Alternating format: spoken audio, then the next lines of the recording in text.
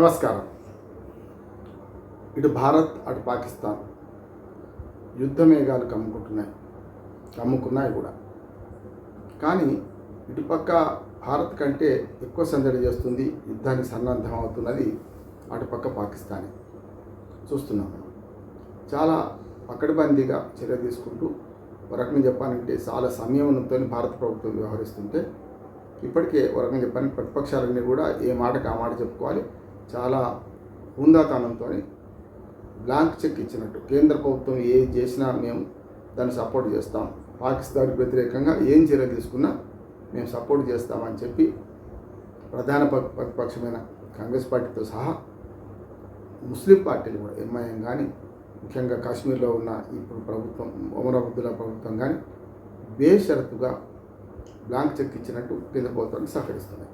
సరే, అప్పుడప్పుడు సిడబ్ల్యూసీ మీటింగ్లో కానీ ఇక్కడక్కడ కొంత ఉభయ పార్లమెంట్ సమావేశాలు పెట్టాలని చెప్పి, అట్లానే లోక్సభ రాజ్యసభ, లేకపోతే ఇంకా ఎప్పుడు తీసుకుంటారని నిర్ణయం, యుద్ధం ఎందుకు చేయడం లేదు అనే ఒక పరిశీలన మాటలు కాంగ్రెస్ పార్టీ నుంచి వినిపిస్తున్నాయి. అది సహజం కూడా అంటున్నారు. ఎందుకంటే కేంద్ర ప్రభుత్వాన్ని ఇరుకున పెట్టే రాజకీయం ఒకటి ఉంటుంది.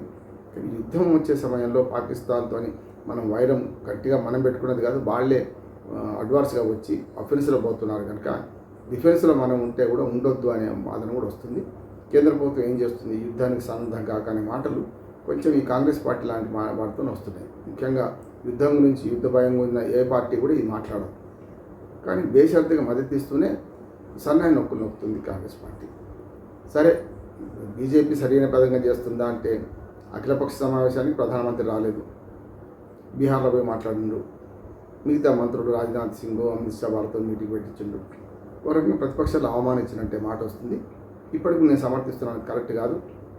అఖిలపక్ష సమావేశం మరోసారి పెట్టాలి, అందరూ అంగీకారంతో ఇది మొదలు కావాలి, యుద్ధమైనా యుద్ధం లేకపోయినా సరే. రెండోది, ఉభయ పార్లమెంట్ సమావేశాలు కూడా పెట్టి దీన్ని చర్చించి మనం సన్నద్ధం చేసుకోవాలి. కానీ మనకంటే ముందుగా మనం డిఫెన్స్లో పోతుంటే ఇవాళ పాకిస్తాన్ ఆఫీస్లో పోతుంది. సింధు జలాలు ఆపేస్తే సింధు నదిలో భారతీయుల రక్తం భారతీయ ఒకడు అంటాడు. ఇవాళ మన పాకిస్తాన్ సైన్యాధ్యక్షుడు ఎక్కడుండో తెలియకుండా పరుషమైన వ్యాఖ్యలు చేస్తున్నారు. గిల్లి కజ్జాలు పెట్టుకొని మన సైనికులు చంపేస్తున్నారు. అంతర్యుద్ధంలో మునిన పాకిస్తాన్కు ఇంకో దిక్కు లేదంటే, ఇప్పుడు బలహీనుడే బీరాలు పలుకుతూ గుండె చిక్కబట్టుకున్నా సరే పైకి బీరాలు పలుకుతూ తుంపిళ్ళ బలం చూపిస్తున్నాడు. సరే, మన మీడియా కూడా ఇటుపక్క అటుపక్క వాళ్ళకి ఎంత ఆయుధాలు మనకి ఎంత ఆయుధాలు అని లెక్కలు చేస్తున్నారు.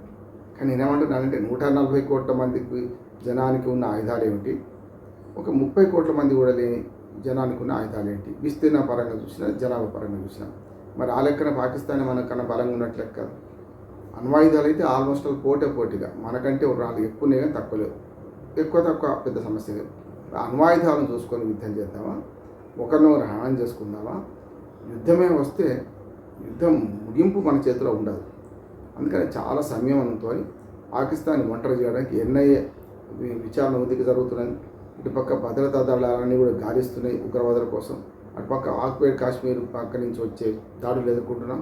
చివరికి ఇటు ఏది పంజాబ్, మన వాఘా అటావా సరిహద్దు నుంచి మొదలుకొని రాజస్థాన్ వరకు ఉన్న ఏదైతే బార్డర్లో ఉందో అక్కడ కూడా గిల్లి కజ్జాలు పెట్టుకుంటున్నారు. ఇవన్నీ కూడా పాకిస్తాన్ అంతర్జాతీయ సమాజంలో గగ్గోలు పెడుతుంది. నేను ఒక ఉదాహరణ చెప్తాను. తల్లిదండ్రులకు 2 పిల్లలు ఉంటే చిన్నవాడు జర పోకిరి ఎక్కువ ఉంటాడు. కొడతారా అని తండ్రి అనగానే, ఏదైనా తప్పు చేస్తే కొడతా అనగానే చిన్నవాడు తాను మొదలు తల్లికి చెప్పుకుంటాడు, నాన్న కొడుతున్నాను నన్ను కొడుతున్నాను, కొట్టకముందు ఏడుస్తాడు. ఒకవేళ అమ్మ కూడా నాన్నని సమర్థించింది అనుకోండి, అప్పుడు ఏం చేస్తాడు, తాతయ్యకో నాన్నమ్మకో చెప్పి నాన్న అమ్మ కొడతా అనుకుంటా అని చెప్పి పెద్ద ఎత్తున ఫిర్యాదు చేస్తారు. ఇప్పుడు అదే జరుగుతుంది. మనము ఈట్కా జవాబు పత్ర సిద్ధేత అని ఒక మాట అనగానే, మనం ఏదైతే మిమ్మల్ని విడిచిపెట్టాం అని అనగానే పాకిస్తాను తనకు తానే భుజాల మీద గుమ్మడికాయ దొంగ భుజాలు తడుపుకున్నట్టు వెళ్ళి ఇటేమో ఇటు మేము ఆ దాడితో సంబంధం లేదంటుంది. మొత్తం ప్రపంచంలో కొన్ని దేశాలను తమకు వైపు తిప్పుకునే ప్రయత్నం ఇప్పటికే మొదలుపెట్టింది.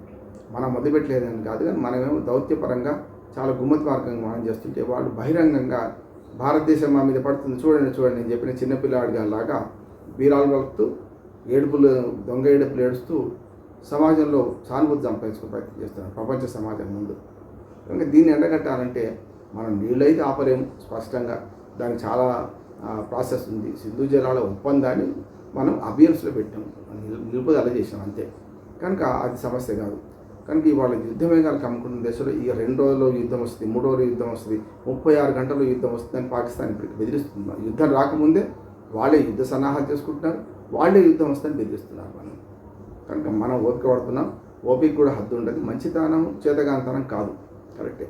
కానీ మంచితనం అనే సమస్య కంటే మన అంతర్జాతీయ సమాజం ముందు మొదటి నుంచి 2 పద్ధతులు పాటిస్తున్నాం. యుద్ధానికి మనం మొదలు కాలు దూపితే ఊరుకోం.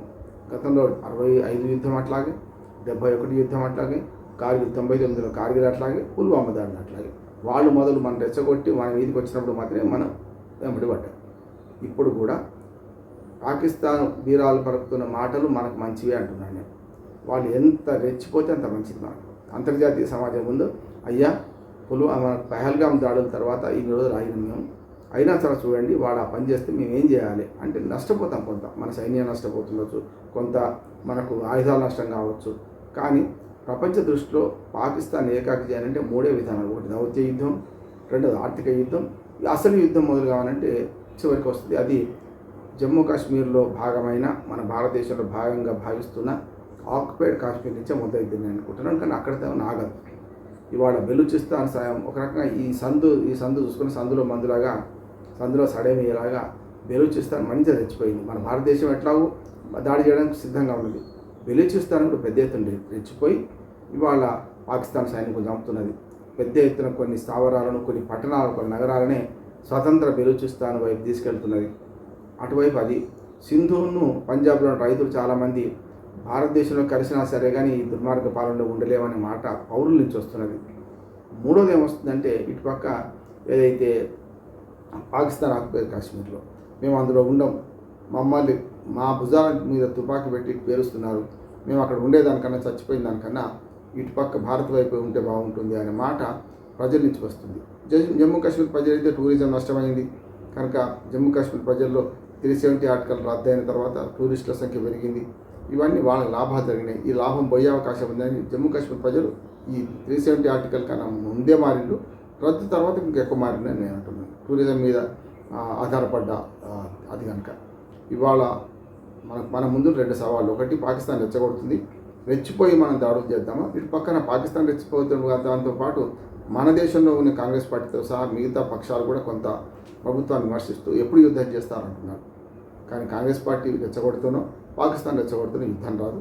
ఖచ్చితంగా యుద్ధం ఎప్పుడు వస్తుంది అంటే అటువైపు నుంచి కాల్పులు మొదలై అటువైపు నుంచి అఫెన్స్ మొదలైతే మన డిఫెన్స్లో అప్పుడు ఉండాలి. అప్పుడు అఫెన్స్ మొదలు పెడతాం. అప్పటికి ఏమవుతుందో చూద్దాం. ఇప్పటికే యుద్ధ మేఘాలు కమ్ముకున్నా యుద్ధం ఏ క్షణాన్ని రావచ్చు అంటున్నాం. అది నాకు రాదని నేను నమ్ముతున్నాను. చూద్దాం. నమస్కారం.